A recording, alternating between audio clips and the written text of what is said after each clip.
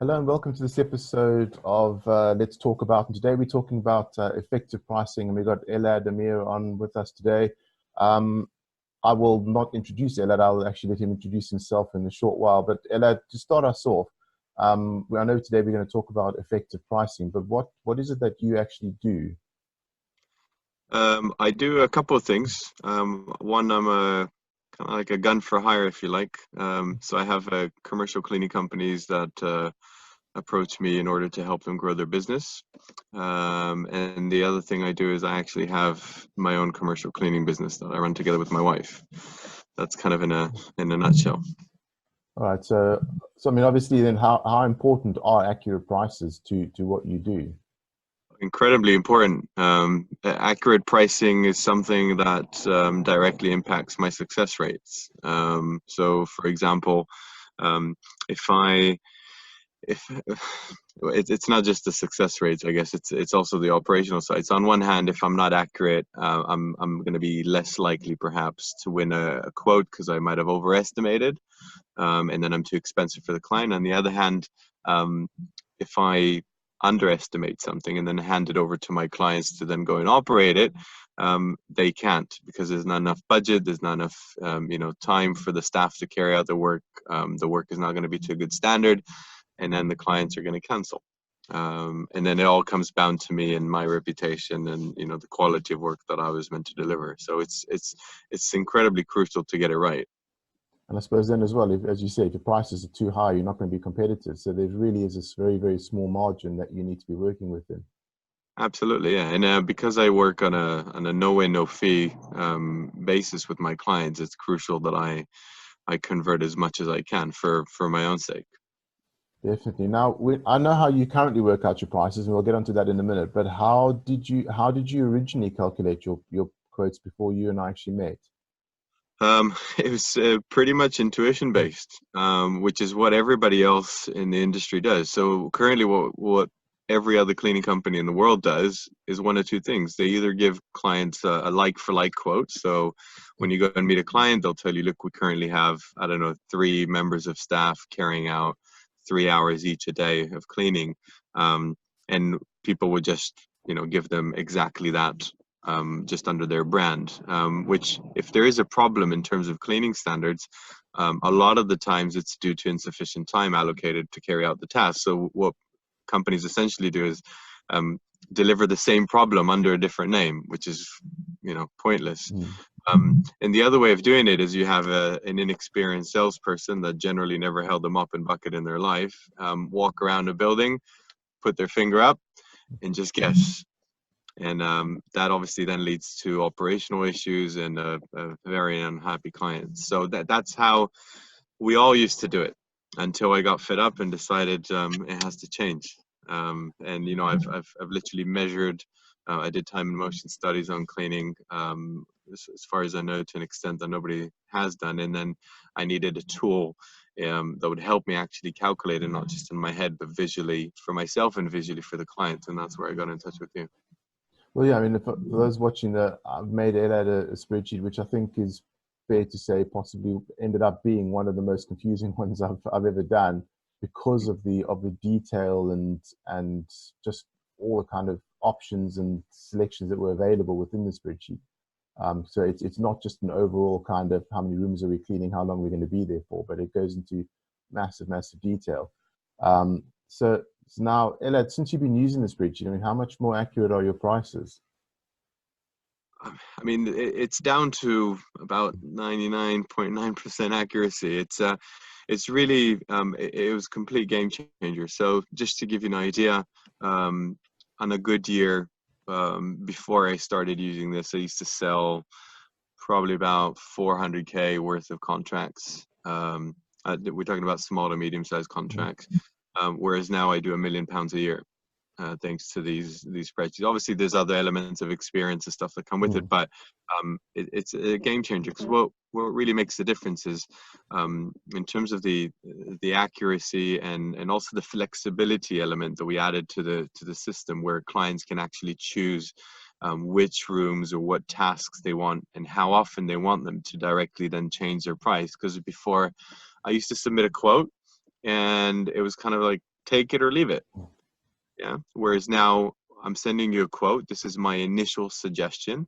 If you don't like it or it's too expensive, then you can amend it. And that's what people do. And once somebody engages with the spreadsheet, in 99% of the cases, it's a done deal. Well, because that was it. I mean, putting in quotes is not just about being accurate in your price. It's also about being flexible. It's about putting the client in control. And I mean, I know as well for my own quoting, you end up with a situation, you can often end up with a situation where you submit a quote and the client feels it's not the right price, but they won't actually come back to you and say, can you amend it? They'll just avoid you or ignore you. And actually, if they've got that flexibility to be able to go and adjust and go, well, hang on, because no one really, it's very seldom someone says, I want that and I'll pay whatever for that. There's always a budget involved. And then there's sometimes they'll say, well, actually, I wanted that, but on the budget, let's rather reduce what we're using. And this gives them that ideal opportunity to do just that. And the clients absolutely love it. They like the fact, one, that it's transparent. So we show them down to the smallest detail, thanks to a spreadsheet on how much it costs. So how long it takes to clean or carry out each task, how much it costs them. And then they can decide how frequent they want it. And basically it was things like, so think of a average office size of, let's say, I don't know, 30 desks. Okay. So 30 employees, and a simple thing like, they have 30 personal bins. And we say, well, actually, if you reduce those personal bins and we centralize them, then you're cutting down by this amount of time and this amount of money. It actually equates to 650 quid a year, removing 30 bins into 2 centralized bins. But that's something that other companies don't have an idea of how to calculate, or they don't have an insight into that. And clients find it really powerful. Even the act of a simple thing like collecting dishes. I actually itemize it to the clients and say, well, us collecting X amount of dishes takes this amount of time, and it costs you this amount of money every year. So it's your decision, it's your budget, whether you want to pay for your staff's laziness or, because it's a luxury. It's not something that, in my personal opinion, if it was my budget, I wouldn't pay for that to be collected. That's a different thing altogether. And also, I mean, speed as well of quoting. I mean, because you mentioned before that a lot of people just go and do a like-for-like quote, or will just kind of thumbsuck a value. But if you did have someone in whatever industry, not necessarily the cleaning industry, who wanted to do accurate quoting, if you don't have the right tools for it, it's going to take you days to sit down and figure all of that out. Yeah, it's a lot. It is a headache. It is a headache, especially when you come to buildings that are, over several floors. If you deal with colleges and schools or even hospitals, it becomes pretty much a guessing game. There's no real accurate way of assessing it, other than using something more systematic and scientific, like a software, or a spreadsheet that is based on time and motion studies. So it's a complete game changer, and it saved me weeks of my life that I used to spend trying to kind of crack the the final price, or what it should be, or the calculation, and even then it was just a guess. So now it's accurate. It's fair on the clients, so we're not overestimating, we're not ripping people off, we're not underestimating, so the cleaners and the operations team know that they can handle it and they don't have to rush around like crazy, and it's a win-win really for everybody. I mean, on a big job, you mentioned that you've got 10-story hospital or whatever the case might be. If you get that quote wrong, that could be a massive issue either way. I mean, imagine you're under quote and you've got a contract. Now all of a sudden you've got to deliver on that contract. That's a huge problem. Yeah, it's a huge problem, and there's a lot of money at stake, and obviously reputation at stake, which is at times more crucial than any money in the world. But I'll give you one example. There's a really big college in northwest London that I've tendered on behalf of one of my clients, and they had a problem. They were paying about, I think it's about 120 grand a year, and they wanted to improve the standards and reduce the price, right? That's every client's wish, to achieve that. And thanks to the spreadsheet, we actually managed to do that. So we got them paying 90 grand a year, but we're cleaning things. So certain tasks are done less frequently, but at a really high standard each time. And we managed to achieve significantly higher hygiene standards and lower budget. And you couldn't otherwise do that. If you go to an average company and say, look, you currently clean every room 5 days a week, but I want you to stop cleaning my meeting rooms every day, and I want you to only do it once a week. And can you tell me what the price difference would be? They have no idea. I have no idea what that would be. They'll just come up with whatever figure and make it up. Well, I mean, you can't. There's no way you can work that out without something doing the calculations for you. You can't work that out at the top of your head in a meeting. No, It's it's just not. It's not impossible. possible. Yeah. So yeah, it's been a real game changer. Absolutely. Because when you first met with me to ask me to make this thing, and I was thinking, yeah, cleaning spreadsheet, how difficult can this be? And when we got into it, I realized there are a lot of things you don't actually consider. When I, as someone who's never been in the cleaning business or never owned one, I completely underestimated some of the things that you need to consider when you're going in. And as you say, each of those little things, like, do you want them to collect the dishes to wash them?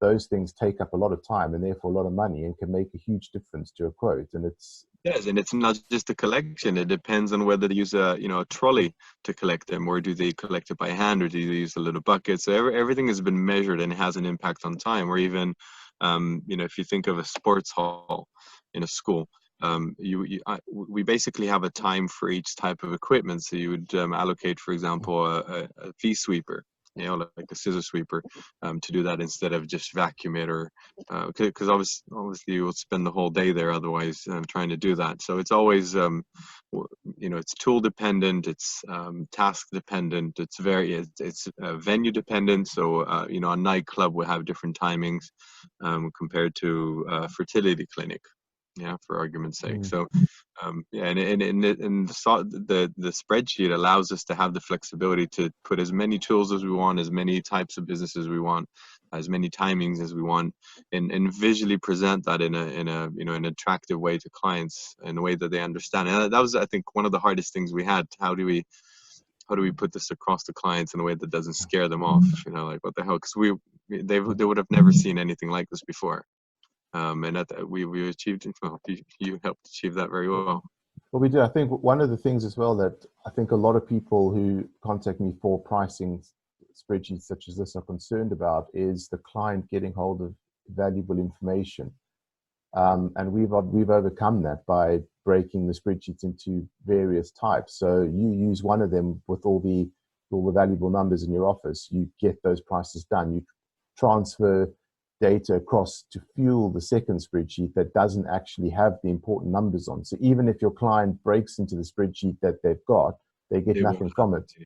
No, they get nothing from it. It's you've done a really good job in protecting it, so the security on it is really tight. And I think even if somebody, like you said, managed to break through one of the spreadsheets, they don't have the other one.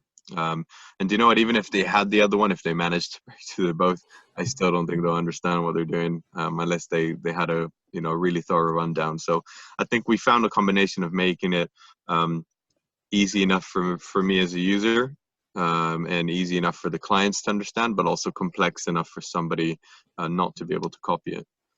Yeah, I mean, I was just thinking if I didn't make that and someone brought that to me and asked me to crack into it and figure it out, I would struggle. So I think most people probably would. Uh, Now, Ayla, I made you another spreadsheet, the one that monitors all of your leads and tenders and all the rest of it. How's that one helping you out? That's been amazing. It's been really insightful, because what I was able to start looking at is so one of the things we do is we use a telemarketing company, as well as other sources, to set meetings for our clients and then meet the clients. Now, there's different telemarketers, so I was now, thanks to his spreadsheet, able to identify who are the better telemarketers. So which appointments are more have a higher success rate in terms of conversion, and who do they come from. I was able to identify as well where I want to focus the telemarketing efforts. So for example, there's certain types of businesses that I'm really good at converting, and some of them that the success rates are really low. So for example, charities of most sorts, we decided to kind of stop attending those meetings because it was just a really low success rates, whereas in comparison dental practices were incredibly high, or schools. So it was giving me an insight of stuff that I wasn't aware of, and also the average lead conversion time, just to kind of give an idea and remove any unnecessary frustration, because the industry has perhaps longer waiting times from the moment you met the client to actually getting a decision whether it's a yes or a no. So we're able to monitor that, and obviously overall figures, and which months of the year are the strongest ones, and the ones that were weaker, why were they weaker. So data in itself can be boring, but when you present it in a useful way, and you make a story out of it and you learn from it, then it becomes really valuable. And we managed to do that again through that spreadsheet. So it's been really good. Well, that's something. I mean, I obviously monitor all my leads as well, and where they come from, and which sources are better for getting leads, and what type of jobs are more popular, and all those kind of things. And I think one thing I've discovered is that what I thought was the situation before I actually started monitoring it isn't necessarily the situation. And your I don't want to say feelings, because it sounds like the wrong word, but you do get a feel for some of these things, and those can actually be wrong. When you actually sit down and analyze the data, you can figure out just how wrong you actually were. Yeah, absolutely. A lot of the times, it's objective. That's the beauty about data, right? It's it doesn't have any agenda behind it, or it just shows you things as it is. And whether you take it on board and act on it, that's down to you, obviously. But yeah, it's I like data. I know a lot of people shy away from it, and it can be tedious and boring, but it depends on how you utilize it and how you how you take advantage of it, really. Well, that's exactly it. Now, we mentioned obviously about your prices being more accurate and some of the clients. What have any of your clients commented on the spreadsheet and commented on the accuracy of the prices, and have you had any Absolutely. favorable feedback? Pretty much every client I meet tells me that they've never seen anything like it. They love the fact that it's transparent, it's honest, it's accurate, and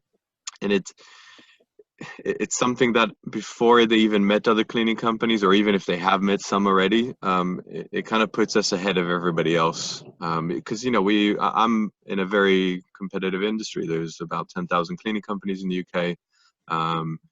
And it's hard to find ways to be different, or people think it's hard. It's actually not that complicated if you know what you're doing. But this is a great example of how we can really shine way above our competitors, and actually make the client really question the validity of the quotes and the estimates that other companies done, because here they are seeing somebody doing it really really accurately, really scientific, and in a scientific way. So it's been really really positive feedback from everyone. I don't think I've ever had anybody say that they didn't like it. And I also reassure clients, and I say, look, if you don't want to interact with it, that's cool. Just tell me after I send my initial suggestion, tell me what your budget is, and then I'll make the amendments for you.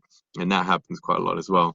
But as long as it helps me keep the engagement with clients, and and they have reassurance, because normally the people I meet with are office managers, or facilities managers, and they aren't necessarily the final decision makers. So it normally goes to a financial director of some sort, and the finance people absolutely love it. They absolutely love it. For them, spreadsheets, figures, breakdowns, detail, that's what they look for, flexibility, and they don't get it from anybody else. So yeah, it's been nothing but positive, really.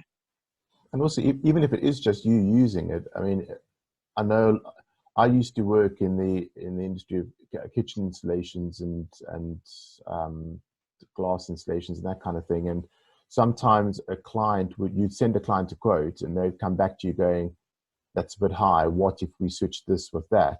And sometimes just making those simple switches, you had to re-quote again because it was such a complex process.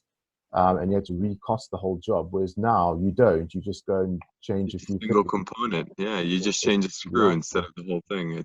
It's really yeah, it saves a lot of time, saves a lot of headache, and frustration, and yeah, I can't I can't um, really tell you enough how this has been a game changer for me completely. It's I remember when we first introduced the first version, because now I think you and I had probably about 15 different versions that we have upgraded Yeah. every time. But I remember the first version when we introduced it into the company.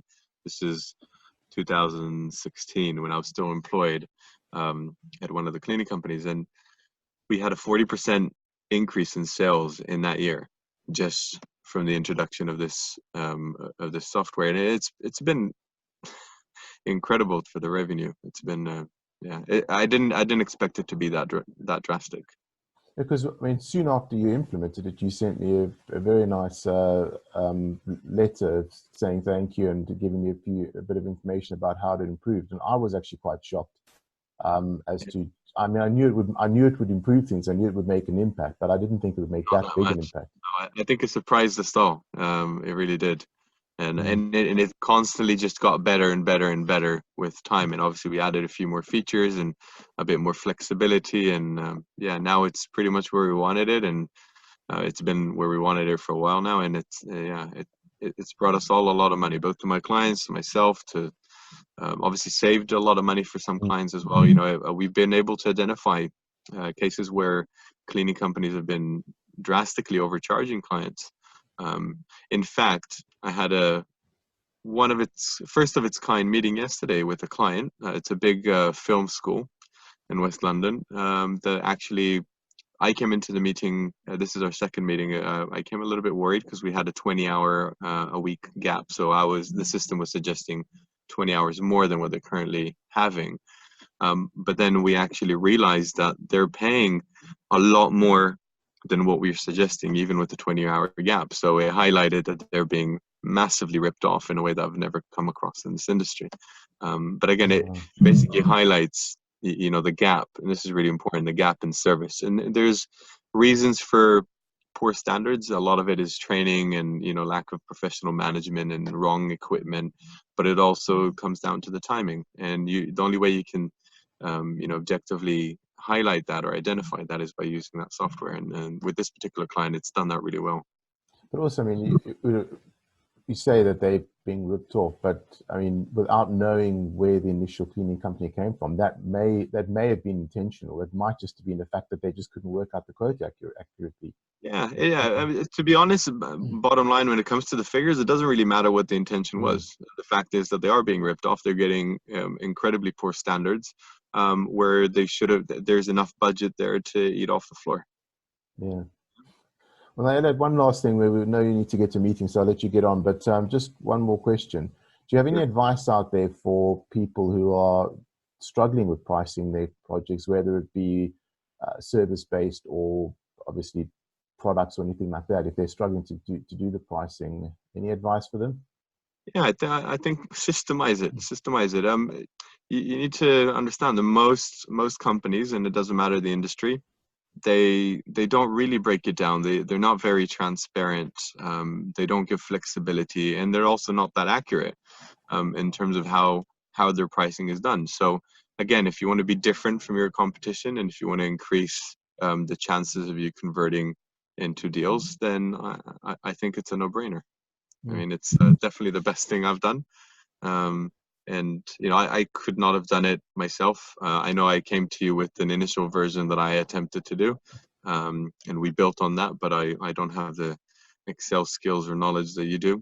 And yeah, it's been really the biggest decision, or the most impactful decision I've made, was to come to you, have this done for me, and, you know, the several spreadsheets, and that really changed everything. I think one thing that where your job stands out for me is that very often, I mean, don't get me wrong, most of my clients have an idea of what they want, and they have input into how it looks and how it works. But I don't think I've ever had anyone who has come with. So in other words, the project we've done, I've obviously used my Excel expertise, but you've got your knowledge of the time and the motion and all the rest of it. And I couldn't have done this without your input, and you couldn't have done it without mine. I think it was a nice balance of your experience and your knowledge with mine as well, to be able to bring this to life, rather than some clients will just dump something on my desk and go, can you make that? And other people, they try and do it themselves because they've got that information. They want to keep it to themselves. But I think it was really the combination that brought that together. I think, you know, obviously I trusted you, and, you know, I trust you with all the information I give you. I know it doesn't go anywhere else, so I'm happy to, you know, and I was happy to open up my ideas and how I wanted to visually look, and, you know, for in terms of functions, what I wanted to do. So there's no, I think it would have been counterintuitive to try to keep certain things to myself and hope that you know, just understand it or do it in your way. It's about the teamwork, and I think this is a great example. It worked really well. We both got what we wanted, and yeah, it's been really nothing but a success. I'm very glad to hear that. Ella, thank you very much for your time. I'll let you get on. I do appreciate you having a chat with us.